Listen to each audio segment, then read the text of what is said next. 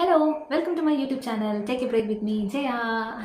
അതെ, ഞാൻ ഇന്ന് ഇങ്ങനൊരു വീഡിയോ ആയിട്ട് നിങ്ങൾക്ക് മുന്നിൽ വരാൻ കാരണമെന്ന് വെച്ചാൽ എൻ്റെ മനസ്സിൽ കുറച്ച് കാര്യങ്ങൾ നിങ്ങളോട് പറയണമെന്നുണ്ടായിരുന്നേ.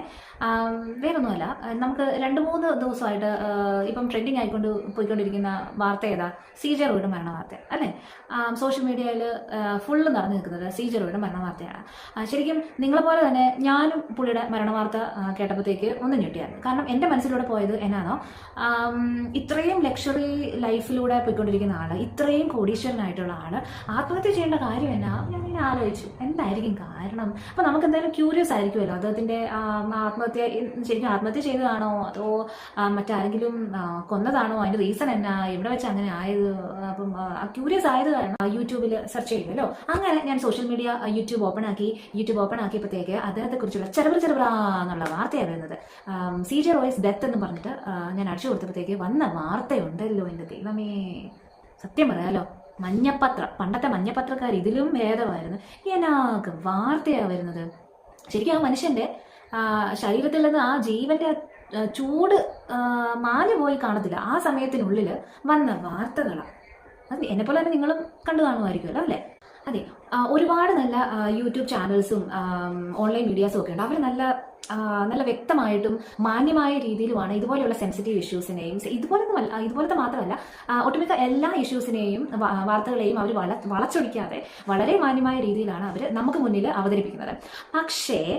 പക്ഷേ ഈ ക്രിയേറ്റീവ് രീതി എന്ന് പറഞ്ഞിട്ട് ഒരുമാതിരി തറ തമ്പനെയിലുമായിട്ട് വരുന്ന കുറേ യൂട്യൂബ് ബ്ലോഗർമാരുണ്ട്.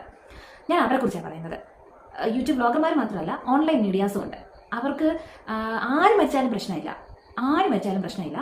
അവർ ആ മരണത്തെയും മരിച്ച വ്യക്തിയെയും വിറ്റ് കാശാണ്. ആ മരിച്ച വ്യക്തിക്ക് ഒരു കുടുംബം ഉണ്ടല്ലോ, ആ കുടുംബത്തിന് അൺഎക്സ്പെക്റ്റഡ് ആയിട്ടുള്ള ഒരു ട്രോമയാണ് ഉണ്ടായിരിക്കുന്നത്. അദ്ദേഹത്തിന്റെ ഭാര്യയും മക്കളും മറ്റു കുടുംബാംഗങ്ങളും. അപ്പം അവരെക്കുറിച്ചും വളരെ അല്ലെങ്കിൽ അനാദരവായിട്ടുള്ള വാർത്തകളൊക്കെ ചുമ്മാ അങ്ങ് സൃഷ്ടിച്ചു വിടുക ചെയ്യുന്നത്. അവരുടെ മാന്യതയോ അല്ലെങ്കിൽ അവരുടെ സ്വകാര്യതയോ ഒന്നും മാനിക്കാത്ത രീതിയിലുള്ള വാർത്തകൾ. മരിച്ചുപോയ ആ മനുഷ്യൻ, അത് ആരും ആയിക്കോട്ടെ, അദ്ദേഹം കള്ളനോ കൊലപാതകയോ ആരും ആയിക്കോട്ടെ, മരിച്ച ആ ഒരു വ്യക്തി, ആ ഒരു നിമിഷം അദ്ദേഹത്തിന്റെ അടക്ക് പോലും കഴിഞ്ഞിട്ടില്ല എന്ന് ഓർക്കണം. ആ ഒരു സമയത്തിനുള്ളിലാണ് പലതരത്തിലുള്ള വാർത്തകളും വരുന്നത്. എന്നാൽ ഇവയ്ക്കിടയിൽ ഈ വാർത്തകളൊക്കെ വളരെ മനോഹരമായിട്ട് കൈകാര്യം ചെയ്യുന്ന, മാന്യമായിട്ട് കൈകാര്യം ചെയ്യുന്ന ആളുകളുമുണ്ട്. അത് നമുക്ക് അപ്രിഷ്യേറ്റ് ചെയ്തേ പറ്റത്തുള്ളൂ അവരെ. സി.ജെ. റോയ് എന്ന് പറയുന്ന ആ വ്യക്തി മരിച്ചതിന് പിറ്റേ ദിവസം യൂട്യൂബിൽ വന്നിട്ടുള്ള ചൂടേറിയ വാർത്തയുടെ ചില തംബ്നെയിൽസ്, എൻ്റെ കണ്ണിൽ പെട്ടിട്ടുള്ള ചില തംബ്നെയിൽസ് ഞാനിവിടെ വായിക്കാം. പിന്നെ അതിന്റെ സ്ക്രീൻഷോട്ട് ഇവിടെ കൊടുത്തേക്കാം, നിങ്ങളതൊന്ന്. ഒന്നാമത്തെ വാർത്ത എന്ന് പറയുന്നത്, റോയിയുടെ ആദ്യ ഭാര്യയുടെ ഭർത്താവ് മരണപ്പെട്ടത് ഇതേ സാഹചര്യത്തിൽ. ശരിക്കും ഈ ഒരു തംബ്നെയിൽ കാരണമാണ് കേട്ടോ ഞാൻ മനസ്സിലാക്കുന്നത് ഇദ്ദേഹം ഒന്ന് വിവാഹം കഴിച്ചതാണെന്നുള്ളത്. അപ്പോഴാണ് ഞാൻ മനസ്സിലാക്കുന്നത്. Okay, water.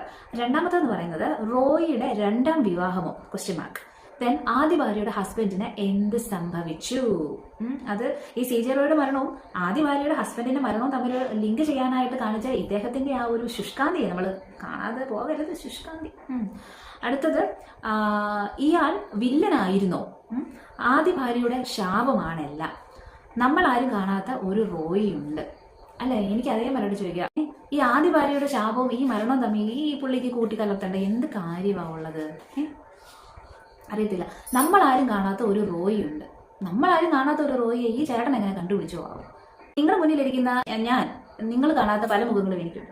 അല്ലെങ്കിൽ എൻ്റെ അമ്മ പറയാറുണ്ട്, നിനക്ക് ഇരിക്കുന്ന ഇരിപ്പിൽ 3-4 സ്വഭാവമാണെന്ന് പറയാറുണ്ട്. ഇതുപോലെ തന്നെ ആയിരിക്കുമല്ലോ എല്ലാവർക്കും. നമ്മൾ കാണുന്ന എല്ലാ വ്യക്തികളും ഒരുപോലെ ആയിരിക്കണമെന്നില്ല. ഈ തമ്പനെയിലിന് വേണ്ടിയിട്ട് ഇതുപോലെ കൂറ ക്യാപ്ഷൻസ് ഉണ്ടാക്കിയുള്ള കാര്യമൊന്നുമില്ല. അടുത്തതെന്ന് പറയുന്നത്, ശരിക്കും അവരുടെ ഫാമിലിയെ വലിച്ചടയ്ക്കുന്ന ഒരു കാര്യമാണ്.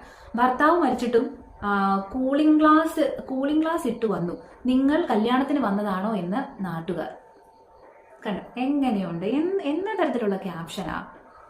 ആ ഒരു ഫാമിലിയെ ആ ഒരു സമയത്ത് എന്താ പറയുക, ആ ഒരു പ്രൈവസിയെ പോലും മാനിക്കാതെയുള്ള ടൈപ്പ് കാര്യങ്ങളാണ് ഇവിടെ തമ്പനയിലായിട്ട് ഉണ്ടാക്കി വിടുന്നത്. ഇവനൊക്കെ എന്നാ ചെയ്യണം? ഇവനെയൊക്കെ മടൽ വെട്ടി അടിക്കാനല്ലേ വേണ്ടത്? പിന്നെ കവളം മടൽ വെട്ടി വേണം അടിക്കാനായിട്ട് ഇവനെയൊക്കെ. അടുത്ത് വരുന്നത്, ശാപമാണ്. ആദ്യ ഭാര്യയുടെ ഭർത്താവ് തിരുമേനിയും ആത്മഹത്യ ചെയ്യുകയായിരുന്നു. 30 വർഷം മുൻപുള്ള റോയിയുടെ ഞെട്ടിക്കുന്ന കഥ പറയാം. ഇത് ഇത് ആ സമയത്ത് ഈ ഒരു ക്യാപ്ഷൻ ഉണ്ടായിരുന്നു. പിന്നീട് അതിനുശേഷം ഞാൻ ഒന്നുകൂടെ യൂട്യൂബിൽ സെർച്ച് ചെയ്തപ്പോഴത്തേക്ക് ആ മാന്യനായ വ്യക്തി ഈ ഒരു ക്യാപ്ഷൻ ഡിലീറ്റ് ചെയ്തായിരുന്നു. പകരം വേറെ ഏതൊക്കെയോ കൂടുതൽ ക്യാപ്ഷൻ കേട്ടിട്ടുണ്ട്. അത് ഞാനിവിടെ പറയുന്നില്ല എന്തായാലും. അടുത്തത് പറയുന്ന ഈ ഒരു പുള്ളിക്കാരനോടല്ലോ ജെയിംസ് ബോണ്ട് ആക്കി വേണം, ഇന്ത്യയിലെ ജെയിംസ് ബോണ്ട് ആക്കി വേണം പുള്ളിനെ വെക്കാൻ. അല്ലെങ്കിൽ അടുത്ത ജെയിംസ് ബോണ്ടിന്റെ പടം എങ്ങാനും വരുന്നുണ്ടെങ്കിൽ ഈ പുള്ളിനെ ആദ്യം നായകനായിട്ട് എടുക്കേണ്ടതാണ്. അത് നായകൻ അല്ലെങ്കിൽ ആ സിനിമയുടെ തിരക്കഥാകൃത്തായിട്ട് എടുക്കേണ്ടതായിരിക്കും കേട്ടോ. ഇൻകം ടാക്സ് ഉദ്യോഗസ്ഥന് ഡോക്ടർ CJ-യുമായിട്ട് വർഷങ്ങളായിട്ടുണ്ടായിരുന്ന വൈരാഗ്യം കോൺഫിഡന്റ് ഗ്രൂപ്പ് തകർക്കും എന്ന് അയാൾ പറഞ്ഞിട്ടുണ്ടായിരുന്നു. ഈ വേട്ടാവാളിന് എങ്ങനെയാ ഈ ഒരു ന്യൂസ് കിട്ടിയത്? കോൺഫിഡന്റ് ഗ്രൂപ്പ് തകർക്കുമെന്ന് ഇവനോട് ആരാ പറഞ്ഞത്? ലൈഫ് ഈസ് ടു സെലിബ്രേറ്റ് എന്ന് പറഞ്ഞത് CJ റോയാണ്. എന്തായാലും പുള്ളിയുടെ ഡെത്ത് ഇവിടുത്തെ സോഷ്യൽ മീഡിയ മനോഹരമാക്കി സെലിബ്രേറ്റ് ചെയ്ത് വിട്ടിട്ടുണ്ട്. ഇതുപോലെയുള്ള തംബ്നെയിൽസ് ഉണ്ടല്ലോ, മരിച്ച ആ വ്യക്തിയുടെ സ്വകാര്യതയെയും അന്തസ്സിനെയും അവരുടെ കുടുംബത്തിന്റെ മാന്യതയെയും ബാധിക്കുന്ന കാര്യമാണ്. നമുക്ക് ഏറ്റവും പ്രിയപ്പെട്ട ഒരു നടൻ ശ്രീനിവാസൻ, മലയാളത്തിലെ ഏറ്റവും നല്ല തിരക്കഥാകൃത്തും നടൻ ഡയറക്ടറും ഒക്കെ ആയിരുന്ന ശ്രീനിവാസൻ സാറിന് മരണത്തിന്റെ സമയത്തും വഴിയേ പോയ ആളുകളെ ഒക്കെ പിടിച്ച് കോൺട്രവേഴ്സി ആക്കി വിട്ട ചരിത്രമുണ്ട്. അത് എല്ലാവരും ഓർക്കുന്നുണ്ടായിരിക്കുമല്ലോ. പിന്നെ ആര് മരിച്ചാലും ഈ ഒരു മൊബൈൽ ഫോണുമായിട്ട് ഇതുപോലെ നടക്കും, ചുറ്റും ഡെഡ് ബോഡിയുടെ ചുറ്റും നടക്കും. ഫാമിലി മെമ്പേഴ്സ് എത്ര പേരുണ്ടോ അവരുടെ ചുറ്റും ഇങ്ങനെ നടക്കും. ആരൊക്കെ കണ്ണീർ വാക്കുന്നുണ്ടോ ക്ലോസപ്പ് ഷോട്ട്, സൂം ഷോട്ട് അവരുടെ കണ്ണിന്റെ അവിടെ കൊണ്ടുവെക്കും. എത്ര കണ്ണീർ ഇറ്റു വീണു, ഡെഡ് ബോഡിയുടെ അടിയിൽ ഇരുന്ന് ചിരിക്കുവാണോ, കരയുവാണോ, മന്ദഹസിക്കുവാണോ, പല്ല് വെളി കാണിച്ചുകൊണ്ടാണോ ചിരിക്കുന്നത് എന്ന് വരെയുള്ള കാര്യങ്ങൾ അവർ അങ്ങ് ഒപ്പിയെടുക്കും. എന്നിട്ട് അതങ്ങ് കോൺട്രവേഴ്സി ആക്കും. മരിച്ച വീട്ടിൽ കൂളിംഗ് ഗ്ലാസ് ഇട്ടു, മരിച്ച വീട്ടിൽ ചിരിച്ചോണ്ടിരുന്നു, മരിച്ച വീട്ടിൽ പല്ല് കാണിച്ചു, മരിച്ച വീട്ടിൽ മൂക്കെ തൊട്ടു, മരിച്ച വീട്ടിൽ മുടിയെ തൊട്ടു, അയ്യോ എന്ന് പറഞ്ഞ് എവിടെ തൊട്ടാലും ചിരിച്ചാലും ഇരുന്നാലും ഒക്കെ അത് കോൺട്രവേഴ്സി ആക്കിയിരിക്കും. അങ്ങനെ കുറെ ആളുകളുടെ ഇടയിലാണ് നമ്മൾ ഇരിക്കുന്നത്. CJ റോയുടെ മരണം ആത്മഹത്യയാണോ കൊലപാതകമാണോ എന്ന് ഇതുവരെ തെളിഞ്ഞിട്ടില്ല.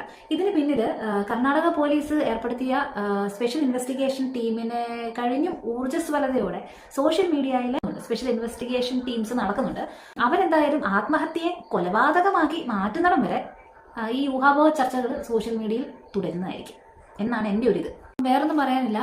മരിച്ചവർക്കെങ്കിലും അല്പ സ്വസ്ഥതയും സമാധാനവും കൊടുക്കും. അവർ സ്വർഗത്തിൽ സ്വസ്ഥതയോടും സമാധാനത്തോടു കൂടി ഇരിക്കട്ടെ. പ്ലീസ്, ഒരു അപേക്ഷ മാത്രമേ ഉള്ളൂ. പ്ലീസ്, നിങ്ങൾക്ക് എൻ്റെ അതേ അഭിപ്രായമാണെന്നുണ്ടെങ്കിൽ അഭിപ്രായങ്ങൾ അറിയിക്കാൻ മറക്കരുത്. ഓക്കെ, ലൈക്ക് ചെയ്യുക, ഷെയർ ചെയ്യുക, നമ്മുടെ ചാനൽ സബ്സ്ക്രൈബ് ചെയ്യുക, അതും മറക്കരുതേ.